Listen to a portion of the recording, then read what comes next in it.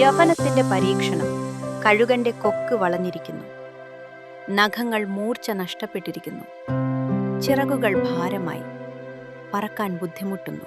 ഏകദേശം 40 വയസ്സ് പിന്നിടുമ്പോൾ അതിന് 2 വഴികളേ ഉള്ളൂ.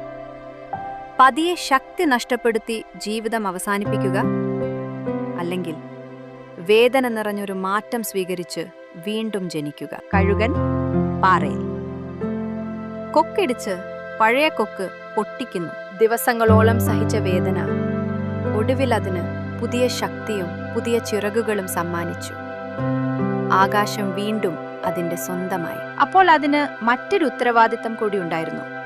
സ്വന്തം കുഞ്ഞിനെ ആകാശം കീഴടക്കാൻ പഠിപ്പിക്കുക. സ്നേഹം എല്ലായ്പ്പോഴും ചേർത്ത് പിടിക്കുന്നതല്ല, ചിലപ്പോൾ ധൈര്യത്തോടെ മുന്നോട്ട് തള്ളിവിടുന്നതുമാണ്.